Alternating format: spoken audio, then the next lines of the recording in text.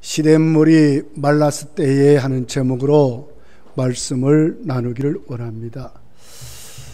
이번 우리 기독신문 8월 9일자 신문에 일면에 기사가 기록됐는데 한국 사회 윤리, 도덕, 실천운동에 기독교에 대한, 그러니까 개신교죠, 신뢰도 평가를 하는 것을 보았습니다. 코로나19 이전보다 더 나빠졌다 63.3%, 비슷하다 34.8%, 더 좋아졌다 1.9%. 모든 종교와 이렇게 비교하면서 가장 신뢰하는 종교가 어떤 종교인가? 불교가 27.5%, 가톨릭이 22.9%, 개신교가 16.3%, 모든 것 없다 26.1%, 잘 모르겠다 7.1%. 코로나 이전보다 이후에 훨씬 더 개신교, 우리 기독교 신뢰도가 땅에 뚝 떨어져 버렸어요. 정말 자신 있게 예수를 믿고 직장을 다니고 학교를 가고 사업을 하는 것이 어떻게 보면 우리 사회 이 상황이 굉장한 불이익을 주는 것 같은 분위기로 점점 더 가고 있는 것 같습니다. 엘리야 시대는 오늘 우리가 사는 이 시대보다 훨씬 더한 시대에 엘리야는 오늘 본문에 보면 시냇물이 말랐을 때에 그는 적극적으로 하나님이 개입하셔서 그 상황을 이기게 하시고 뚜렷이 믿음으로 승리하는, 엘리야의 삶은 자신이 있는 그런 삶으로 오늘 본문과 18장이 자세하게 기록을 하고 있습니다. 사실 엘리야 시대를 이렇게 살펴보면 이스라엘은 그때 이미 남쪽과 북쪽이 갈라졌어요. 두 나라를 이루었습니다. 북쪽 이스라엘은 여로보암으로 시작을 해서 우상 숭배를 받아들일 뿐만 아니라 우상 숭배의 나라로 살았습니다. 엘리야는 북쪽 이스라엘을 예언했던 선지자입니다. 그 중에서도 제7대 왕, 오늘 본문을 배경으로 하는 아합 왕은 어떤 왕보다도 더 악했고 우상 숭배를 눈에 불을 켜고 우상 숭배자였고 기독교인을 탄압하고 선지자를 잡아 죽였던 왕이었습니다. 열왕기상 16장 30절부터 이렇게 기록합니다.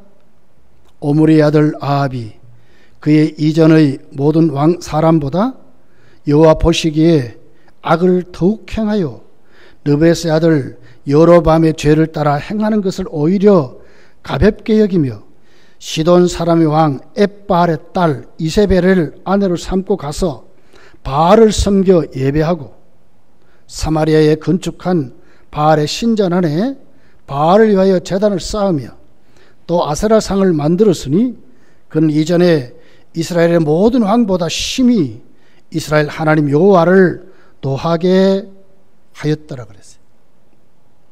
여로보암의 길을 따라갔습니다. 근데 더 악했대. 하나님께 우상 숭배의 죄가 얼마나 무서운지 전혀 개의치 않았다. 그러면서도 그는 많은 선지자를, 많은 그 당시에 기독교인들을 잡아 죽이는 그 같은 아주 악행을 범했던, 하나님이 보시고 심히 노했다고 오늘 엘리야가 예언했던 그 시대를 이렇게 말씀을 하고 있습니다. 정말 선지자 노릇하고 이 당시에 오리지널 하나님만 섬기다 하게 되면 어떻습니까? 목숨을 내놔야 돼. 순교를 각오하지 않으면 살 수 없는 그런 시대를 오늘 우리가 맞이하게 되는 것입니다. 혹자는 이렇게 말하죠. 엘리야이기 때문에 그렇게 하지 않았습니까? 선지자인데 말이야. 뭐 그렇게 생각할 수 있습니다. 그런데 야고보서는 정확하게 엘리야를 진단을 해요. 야고보 5장 17절에 보면 엘리야는 우리와 성정이 같은 사람이로다 그랬거든요. 똑같이 밥을 먹고 똑같이 생각을 하고 똑같은 것을 보고 똑같은 것을 듣고 똑같이 살아가는 사람이라는 거예요. 신이 아니고 우리와 다른 특별한 존재가 아니라 우리가 똑같은 사람이라고 그렇게 엘리야를 평가를 하고 있다고 하는 것입니다. 악한 시대였습니다. 우상 숭배가 온 나라를 뒤덮였습니다. 국교가 우상 숭배였습니다. 하나님만 섬긴다고 하면 냄새만 피우면 잡아 죽였습니다. 열왕기상 19장에 가서 보면 엘리야가 나중에 그의 목숨이 두려워서 벌벌 떨지요. 그러면서 그가 가진 것이 무엇이었습니까? 나 혼자 남았다는 거예요. 하나님만 섬기는 자가 나 혼자 남았다고 할 때에 얼마나 힘들어했는지 모릅니다. 하나님은 엘리야에게 말하지 아니야. 7,000명이나 남겼다고 하나님 엘리야에게 말씀하는 장면이 있습니다.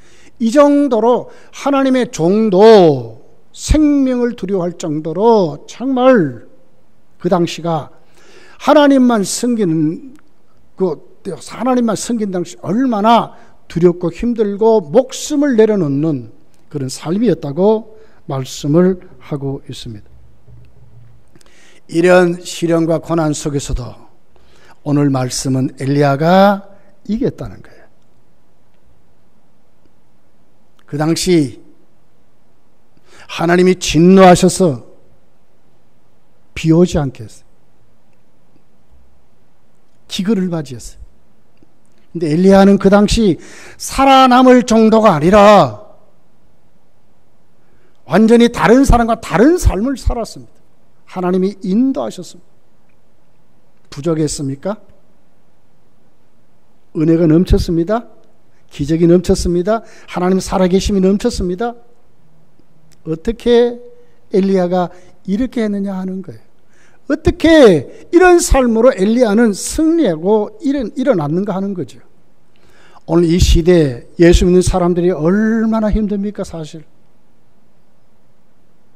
교회로 오다가요 요새요.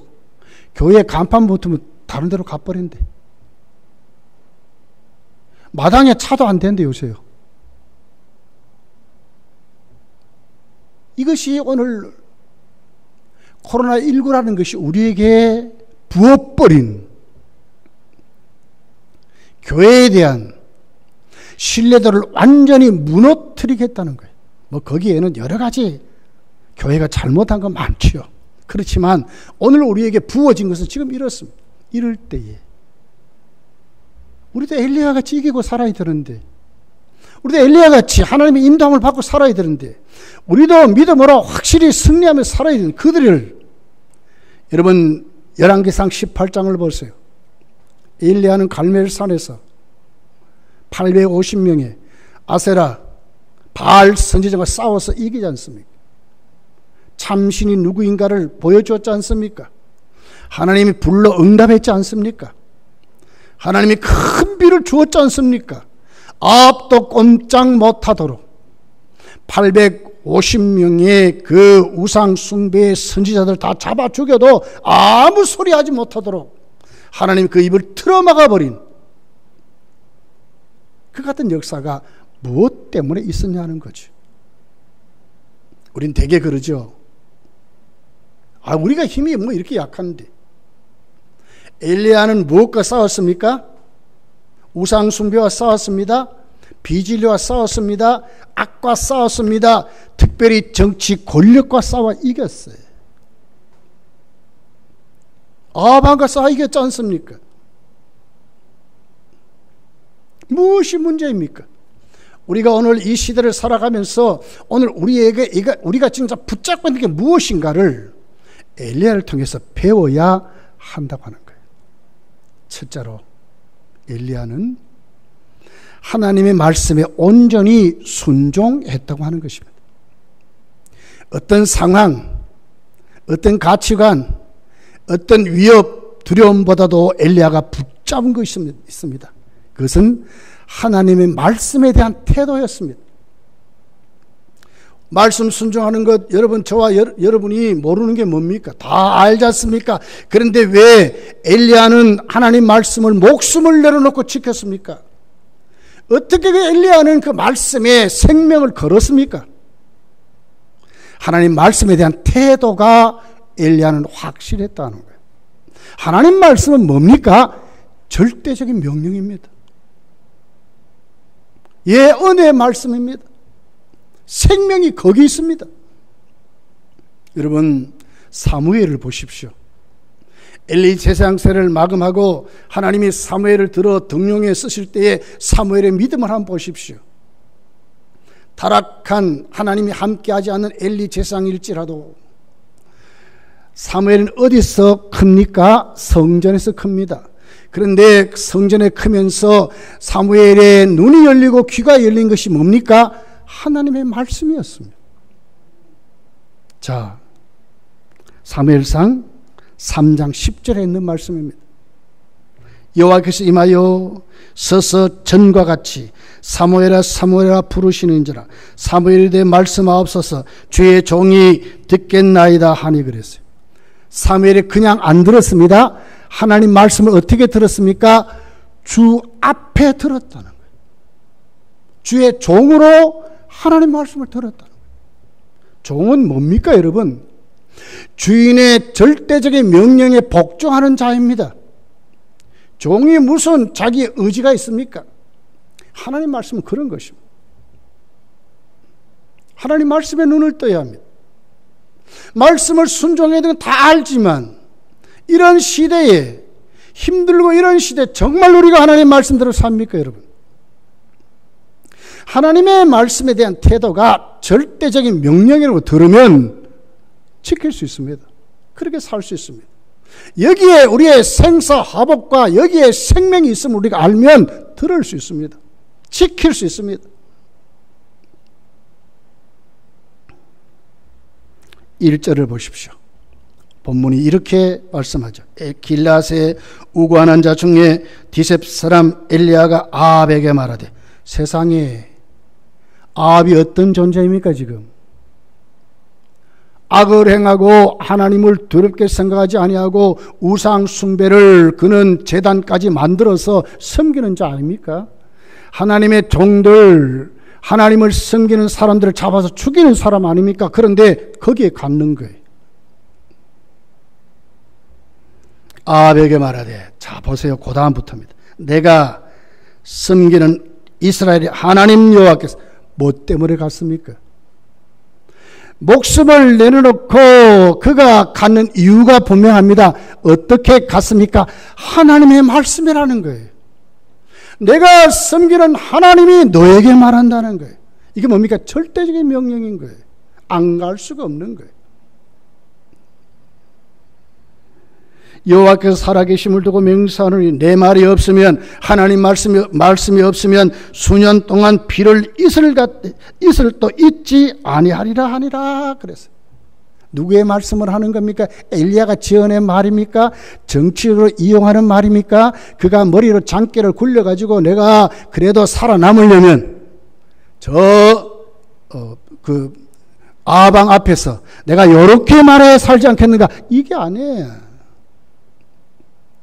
살아계신 하나님, 내가 섬기는 하나님이 말씀한다. 하나님이 내 삶을 주장하시고 하나님이 내 목숨을 주장하지 너가 하는 게 아니라는 거예요. 오늘 우리가 이 어려운 시대를 살아가면서 우리가 중요시 가져야 될 게 있습니다. 코로나19가 우리의 생명을 좌우하지 않습니다. 정부가 우리의 생명을 좌우하지 않습니다. 지금도 여전히 우리를 좌우하는 것은 하나님의 말씀입니다, 여러분. 하나님이 주장하십니다. 성도는 여기에 눈을 떠야 한다는 거예요. 하나님 말씀이 뭐라고요? 절대적인 명령입니다.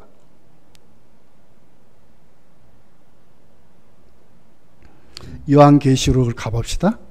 요한계시록 1장 3절입니다. 이렇게 기록을 합니다. 이 예언의 말씀을 읽는 자와 듣는 자와 그 가운데 기록한 것을 지키는 자가 복이 있나니 뭐요? 때가 가까이.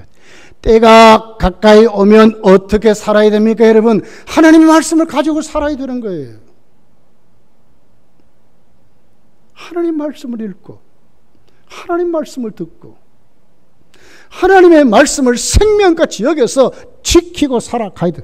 하나님의 명령이라는 거예요. 하나님 말씀. 때가 가까이 왔대. 확실하게 알아야 합니다, 여러분. 요한계시록 22장 18절 19절에 있는 말씀입니다. 한번 우리 자막을 보고 같이 읽어볼게요. 시작. 내가 이 두루마리의 예언의 말씀을 듣는 모든 사람에게 증언하노니 만일 누구든지 이것들 위에 더하면 하나님이 이 두루마리에 기록된 재앙들을 그에게 더하실 것이요 만일 누구든지 이 두루마리 예언의 말씀을 제하여 버리면 하나님이 그 두루마리에 기록된 생명나무와 및 거룩한 성의 참여함을 제하여 버리시라. 기준이 뭡니까? 예언의 말씀을 제하거나 더하면 말씀이 기준이에요. 기준. 우리 모든 삶의 기준이 뭐냐? 하나님의 말씀이라는 거예요. 내가 세운 계획이 아닙니다, 여러분. 내가 깨달은 지식이 아닙니다. 내가 가지고 있는 역량이 아닙니다. 이 세상의 어떤 가치관, 철학도 아닙니다. 하나님의 예언의 말씀을 말씀대로 똑바로 읽고 듣고 그 말씀 그대로 지키는 절대적인 명령을 가져야 살게 된다는 거예요. 심판에서 면제받는다고 말씀을 하는 거예요. 예언의 말씀입니다. 절대적인 명령임을 여러분 마음에 꼭 새기시고 하나님 말씀을 가지고 그대로 살아가는 1.1획도 변함이 없이 점 하나도 안 이루은 것이 없도록 이루시는 그 하나님 앞에 말씀에 대한 태도가 확실해야 된다는 거예요. 주여, 주의 종이 듣겠습니다. 얼마나 확실한 태도입니까?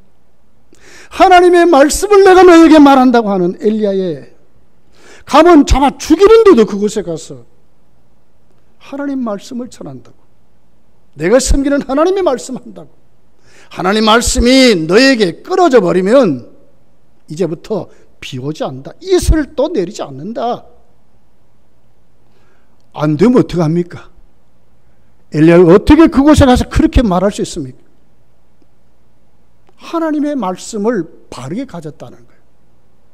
말씀에 대한 태도가 분명했다는 거예요.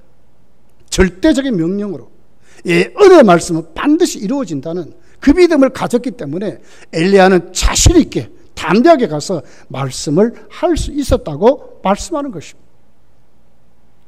요나를 보십시오, 여러분. 요나서 1장 1절부터 보게 되면 요나는 어떻게 합니까? 타협합니다. 하나님의 말씀을 절대적인 명령으로 받지 않았습니다. 우리가 믿음으로 산다 하면서도 하나님의 말씀에 대한 태도가 확실하지 않으면 우리도 똑같습니다. 상황 따라 말씀을 이렇게 저렇게 해석하고 살지요. 덧붙이기도 하고 빼기도 하고 삽니다. 나에게는 안 맞는다고 합니다. 내가 받아들일 걸 쏙쏙 빼서 그렇게 살아가지 아닙니다, 여러분. 하나님 말씀은 영감된, 점 하나도 오류가 없는 절대적인 명령을 우리에게 지금 하고 있는 것입니다. 요나는 요나서 1장 1절부터 이렇게 말씀합니다. 여호와의 말씀이 뭐가 임했어요? 여호와의 말씀이 임했습니다. 사사로운 말씀이 아닙니다. 아미떼 아들 요나에게 임하니라. 이르시되 너는 일어나 저 큰 성읍 니느웨로 가서 그것을 향하여 외치라. 그 악독이 내 앞에 상달되었으니라 하시니라. 그러나 요나가 여호와의 얼굴을 피하여 일어나 다시스로 도망하려 하여 욥바로 내려갔더니 마침 다시스로 가는 배를 만난지라. 여호와의 얼굴을 피하여 그들과 함께 다스시로 가려고 백사스를 주고 배에 올랐더라 그랬어요. 하나님의 말씀에 뭐가 있다고 요나가 압니까? 여호와의 얼굴이 있다고 알아요. 하나님의 말씀에 여호와의 얼굴이 있다고 알면서도 요나가 택한 길이 뭡니까? 니느웨로 가지 않고 다시스로 가려고 욥바로 내려간 길을 택한 것, 불순종의 길을 택했습니다. 하나님의 얼굴을 피하는 길은 알면서도 그랬다는 거예요. 여러분, 우리 이렇게 살지 않습니까, 여러분?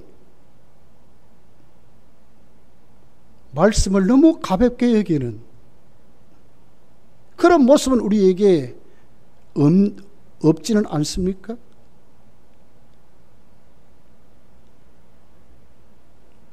요나서 1장 4절이 이렇게 말씀합니다.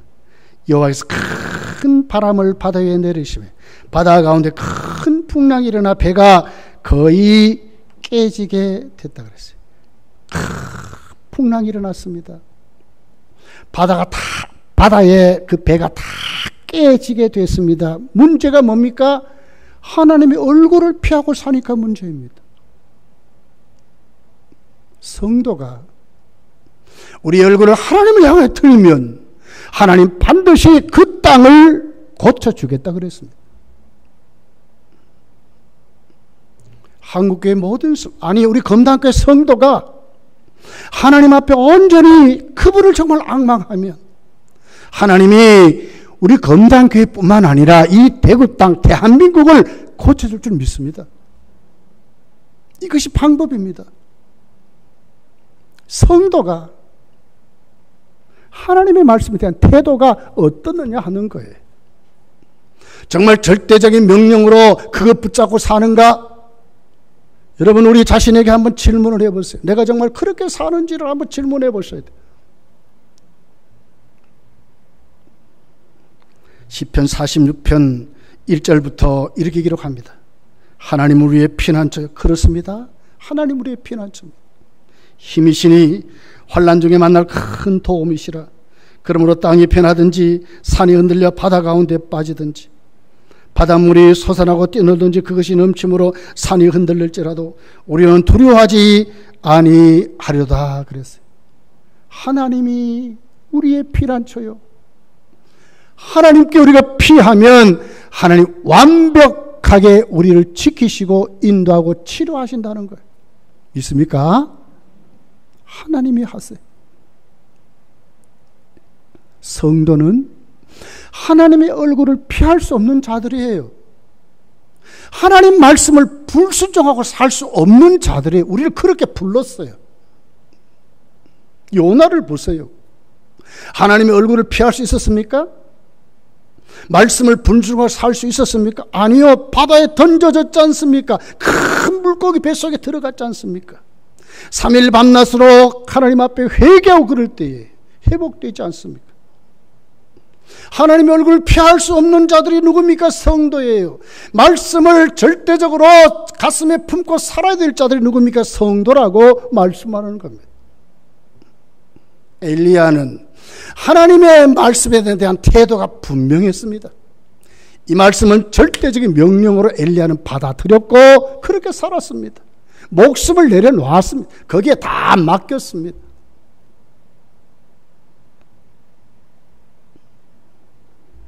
사도 바울을 보십시오. 다메섹으로 성도들을 잡아 죽이려고 그가 눈에 불을 켜고 갔습니다. 살기가 등등했다 그랬는데 주님이 오셔서 꺾어버렸어요. 땅에 꼬꾸라졌다고 그랬어요. 그랬을 때 사울이 바울이 됩니다. 그 첫 출발점이 뭡니까? 말씀에 대한 태도였습니다. 성도의 시작은 이렇게 되는 것입니다. 성도의 힘은 여기에 있습니다. 말씀에 대한 태도입니다. 사도행전 9장 4절부터 있는 내용입니다. 땅에 엎드려져 들음에 소리가 있어 이르되 사울아 사울아 네가 어찌하여 나를 박해하냐 하시거늘 대답하되 주여 그랬어요. 나의 주인이여 그 말 아닙니까? 주여 누구시니까? 이르시되 나는 네가 박해하는 예수라. 너는 일어나 시내에 들어가라. 네가 행할 것을 네게 이를 자가 있느니라 하시냐 그랬거든요. 자기 마음대로, 자기 지식대로, 자기 생각대로 주어진 자기의 어떤 자기에 있는 어떤 이력서를 가지고 살았던 그 바울이 바짝 꺾어졌습니다. 뭘 듣고 삽니까? 하나님의 말씀을 듣고 사는 겁니다. 주여 거꾸러졌습니다. 그리고 주님이 말씀하신 그대로 바울은 그때부터 하나님의 말씀을 절대적인 명령으로 알고 그는 그렇게 살았습니다. 성도는 이렇게 사는 사람입니다.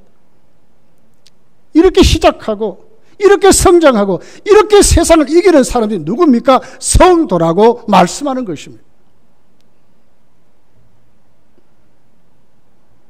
여러분, 아무리 우리에게 또 한 주간 어떤 것이 올 줄 모릅니다. 예수 믿는 사람이 오히려 더 많은 어려움을 당할 수도 있습니다. 그러나 분명한 것은 엘리야가 자기에게 주어진 어떤 상황보다도 더 붙잡고 의지했던 것은 뭡니까? 하나님의 말씀이었다는 거예요. 하나님의 말씀은 절대적인 명령입니다. 여러분, 하나님의 음성에 귀를 기울이고 말씀에 눈을 뜨고 그 말씀 꼭 가슴에 새겨서 우리에게 어떤 상황이 올지라도 굴하지 마시고 말씀 붙잡고 엘리야같이 이기시기를 예수님 축복합니다. 두 번째로 엘리야는 어떻게 됩니까? 하나님이 그릿시냇가로 보냅니다. 거기에서 물이 마르기 전까지 그는 그곳에서 하나님이 공급하시는 까마귀를 통해서 공급하시는 것을 먹고 살아가게 됩니다. 여기서 엘리야는 뭘 배웁니까? 하나님과의 만나고 하나님 주신 기적을 체험하는 것입니다. 정말 하나님의 살아계심을 체험하는 것입니다. 그냥 살아서는 안 됩니다, 여러분. 우리가 살아가면서 믿음을 가지고 말씀의 절대적인 명령을 안고 살아갈 때 뭘 가져야 합니까? 하나님과의 교제 속에 하나님 주신 체험들을 가지고 살아야 된다. 믿음을 자꾸 쌓아야 됩니다. 쌓아야 됩니다. 훈련이 돼야 됩니다. 훈련이 돼야 됩니다. 시시한 것이 아니라 하나님이 오늘 또 살아가게 있어서 나를 붙잡고 역사하시는 그 까마귀를 통해서 공급하시는 이 은혜를 체험하고 살아야 된다.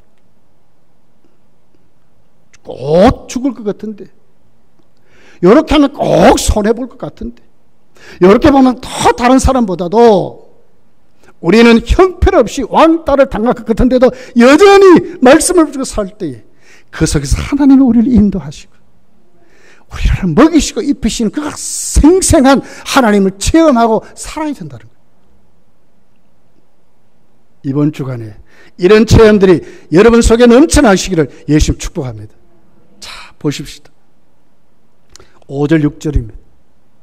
그가 여호와의 말씀과 같이 하여 곧 가서 요단 앞 그릿시냇가에 머물며 까마귀들이 아침에는 떡과 고기를 저녁에는 떡과 고기를 가져왔고 그가 시냇물을 마셨다고 그랬어요.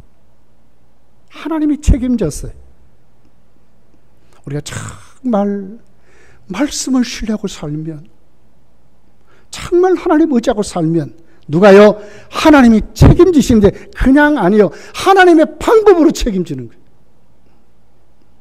상상할 수 없는 일들만 기적을 체험하고 사는 거예요. 옥에 가두어서 내 이름은 잡아 죽이려고 했던 베드로와 요한을 여러분 어떻게 했습니까? 하나님이 그 밤에 풀어놓았지 않습니까? 하나님이 그래서 교회로 돌려보냈지 않습니까? 잡아 죽일 학문 없는 범인을 알아가지고 막 그럴싸하게 대상들하고 막 배운 사람들 다 모아놓고 산내들인 공회원들 다 모아놓고 겁을 주고 협박했던 그들 앞에 베드로가 뭘 얘기합니까? 너희들은 오늘 또 내 입은 막을 수 있는지는 모르겠다. 그러나 하나님 앞에 내가 누구의 말을 들어야 하는지 너 한번 생각해봐라. 하나님은 내 영혼도 내 육신도, 하나님은 오늘도 나를 망하게도 흥하게 하신 그 하나님이 오늘도 나에게 말씀한, 너희들 한번 생각해봐라. 자, 봐라. 40여세 된 안진뱅이를 일으킨 이 사람을 보라는 거예요. 너희들 할 수 있느냐? 하나님이 했다는 거예요. 이게 뭡니까? 기적 아닙니까? 하나님의 방법입니다. 세상적인 방법이 아니라 하나님의 방법을 안고 살아야 되는 것입니다. 뭘 하면서? 말씀을 가슴에 품고 살면서, 세상적인 방법이 아니고요, 하나님의 방법을 가지고 살면서.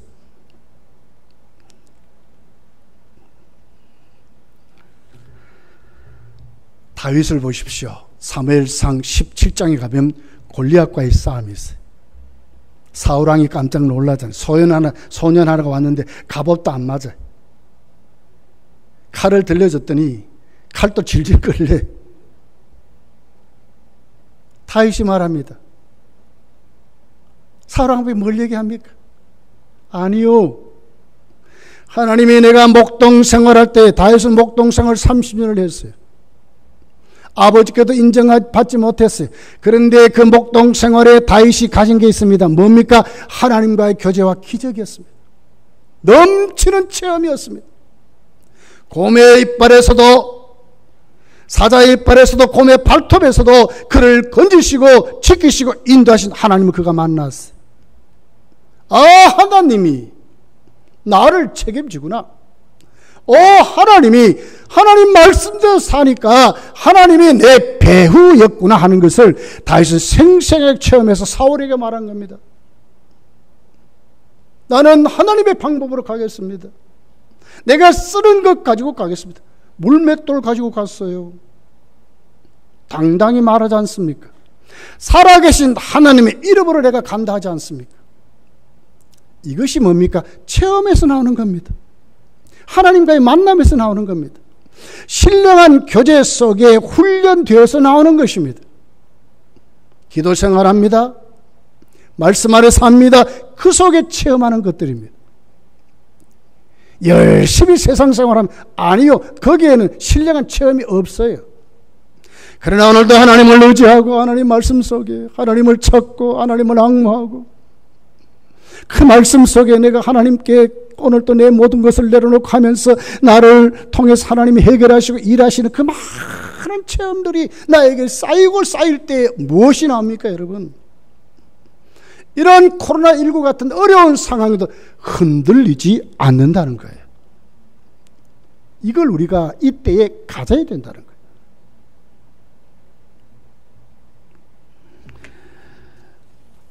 야고보서 1장 2절 4절에 있는 말씀이래요. 내 형제들아, 내가 여러 가지 시험을 당하거든 온전히 기쁘게 여기라. 이는 너희 믿음의 시련이 인내를 만들어내는 줄 너희가 알리라. 인내를 온전히 이루라. 이는 너희로 온전하고 구비하여 조금도 부족함이 없게 하려 함이라. 이럴 때일수록 우리가 인내하면서 이런 어려운 시련들, 시험을 오늘도 말씀을 붙잡고 살면 뭘 새깁니까? 온전하고 부족함이 없도록 하나님이 이끌고 채워주신다는 거예요.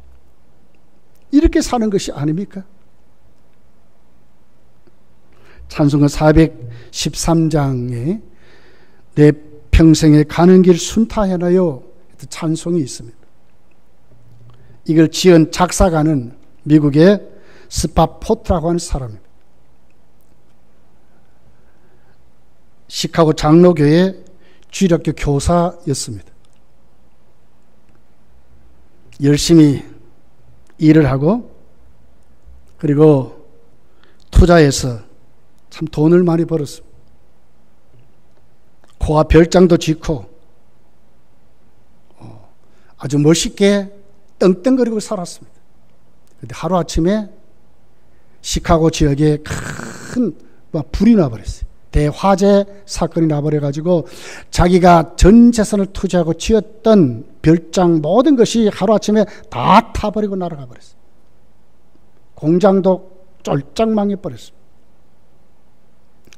이 사람을 현대판 욥이라고 말하고 있습니다. 잘못한 건 아무것도 없습니다.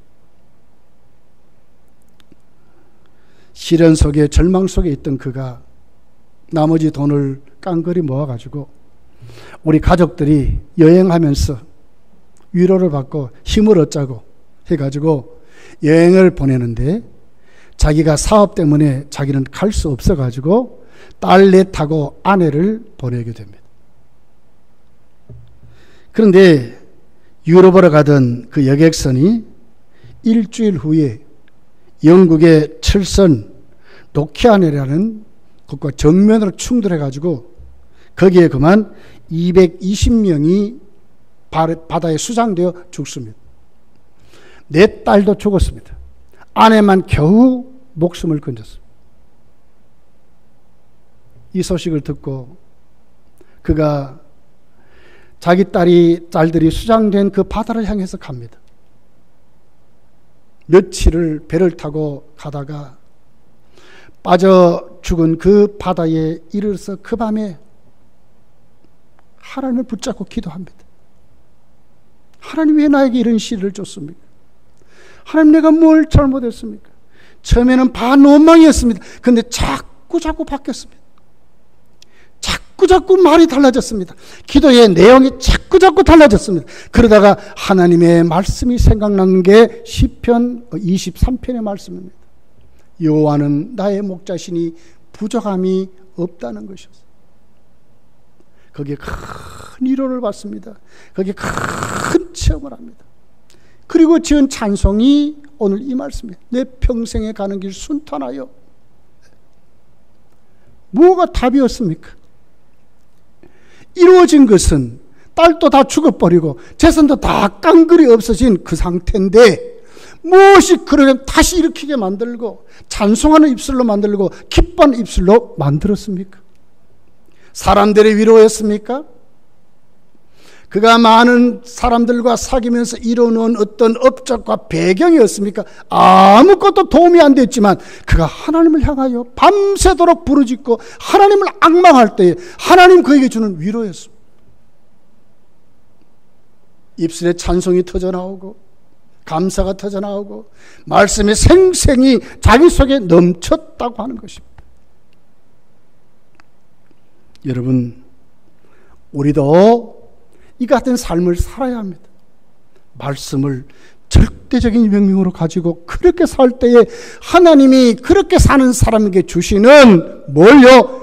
많은 체험들을 가져야 된다. 많은 신앙이 축적되어야 합니다.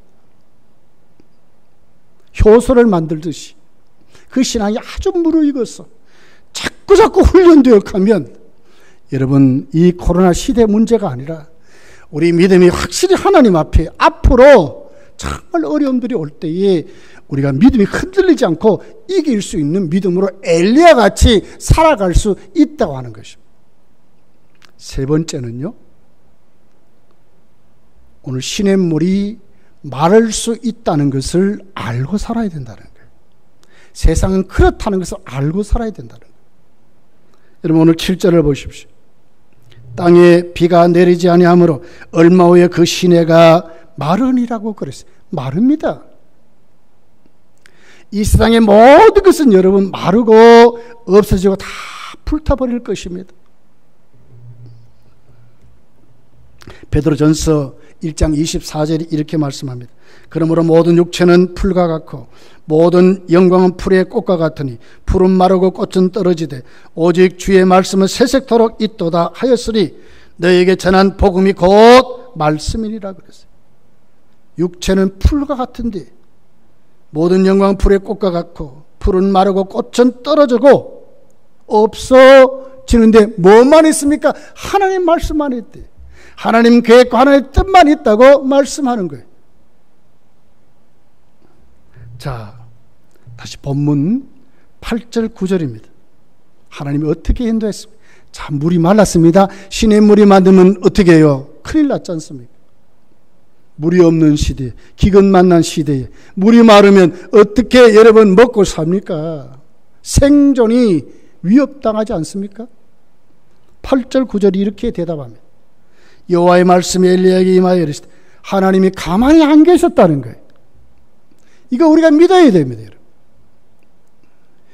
하나님의 말씀을 붙잡고 살 때 하나님이 우리의 삶을 책임짐을 믿어야 돼요. 물이 말라도 하나님이 우리의 삶을 인도하는 것을 믿어야 된다는 거예요.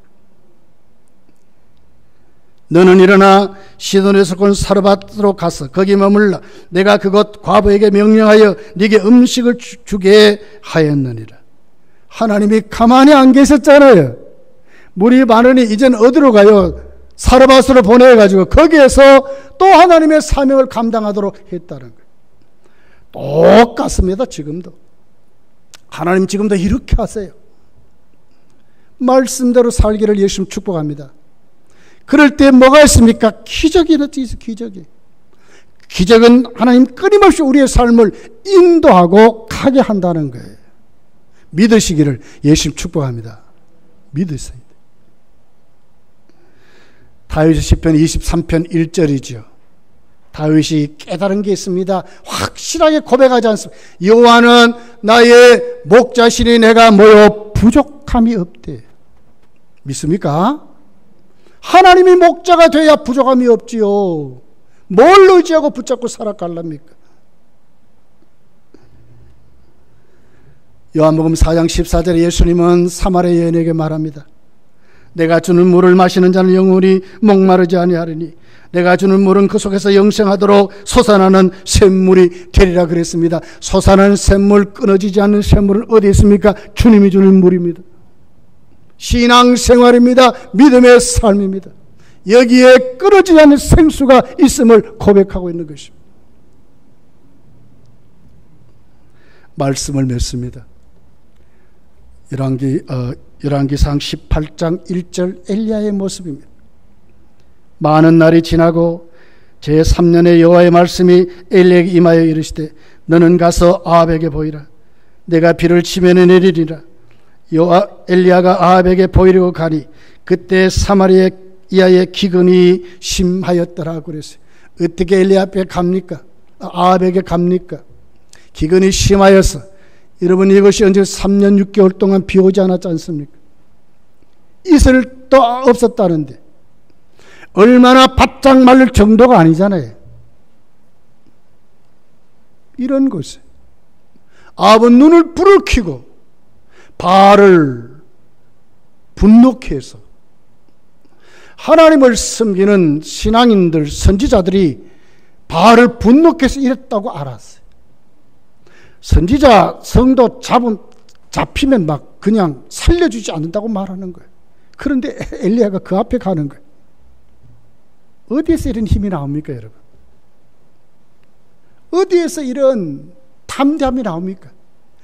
축적된 신앙의 체험이요. 하나님 말씀을 생명까지 여긴 힘이었어요.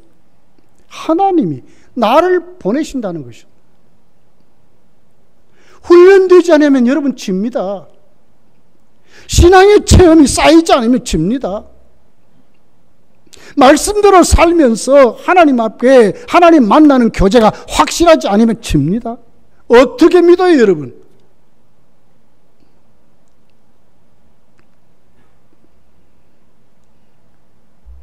자,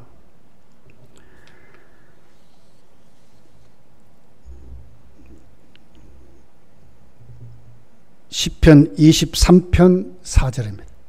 내가 사망의 음침한 골짜기를 다닐지라도 해를 두려워하지 않을 것은 주께서 나와 함께 하심이라. 주의 지팡이와 막대기가 나를 안위하시나이다 그랬어요. 사망의 음침한 골짜기 두렵지 않지 않습니까? 뭐 때문에요? 주의 지팡이와 막대기가 나를 안위한데 지킨다, 보호하신다고 하는 말입니다. 그러니 걱정이 없습니다. 두렵지 않습니다. 여러분, 이 시대에 우리가 하나님 앞에 우리의 모습을 똑바로 하나님을 신뢰하지 않는 믿음으로 내가 그 믿음이 훈련되지 않고 축적되지 않으면 못 견뎌요. 못 이겨요. 못 이깁니다. 자, 엘리야의 믿음을 한번 봅시다. 열왕기상 18장 44절에 있는 말씀. 7번째 이르러서는 그가 말하되 바다에서 사람의 손만한 작은 구름이 일어나나이다. 이르되 올라가 아합에게 말하기를 비가 막히지 않도록 마차를 갖추고 내려가소서 하라 하니라. 손바닥만 구름이 나타나는데도 큰 비가 온다. 이 비 때문에 길이 막히니까 왕이여 빨리 내려가서서 종을 시켜서 그렇게 말하라고 엘리야가 말해요. 비 안 오면 어떻게 합니까? 우리는 비 안 오면 어떻게 합니까? 여기에 우리가 초점을 맞추잖아요. 작은 손바닥만 구름만 올라와도 큰 비를 주시는 하나님 믿었던 엘리야. 저 여러분의 믿음이 돼야 될 줄 믿습니다. 이게 믿음입니다. 믿음입니다.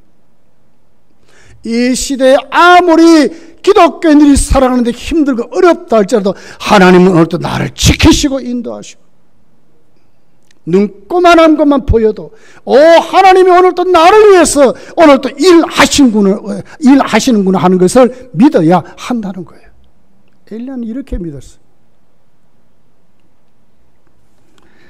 야고보서는 이렇게 엘리야를 말하지 않습니까? 야고보 5장 17절 18절에 있는 말씀입니다. 엘리야는 우리와 성령이 같은 사람이되 그가 비가 오지 않기를 간절히 기도한즉. 어떻게 기도합니까, 여러분? 이 훈련 속에서 나오는 거예요. 3년 6개월 동안 땅에 비가 오지 아니하고 다시 기도하니 하늘이 비를 주고 땅이 열매를 맺었느니라 이렇게 말씀하는 거예요. 한 주간 오늘 이 말씀 가슴에 꼭 품으시고 시냇물 앞에서 말씀하신 그 하나님, 그 말씀이 절대적인 명령인을 알고 성도는 말씀을 떠나서 살 수 없다는 것을 확실히 여러분의 삶과 신앙에 확실히 뿌리를 받고 말씀밖에 살 수밖에 없어요. 하나님 절대로 포기하지 않습니다. 반드시 그 자리로 오게 하세요. 그 하나님 꼭 모시고 어떻게 해요? 한 주간도 많은 체험들이 많은 하나님과의 관계 속에 하나님 주신 그 은혜가 여러분 속에 넘쳐나기를, 그런 사람들을 또 넘게 하시고 또 넘게 하시고 또 다른 것을 준비하시고 또 다른 것을 준비하시는 그 하나님을 꼭 모시고 살아가시기를 예수님 축복합니다. 기도하겠습니다.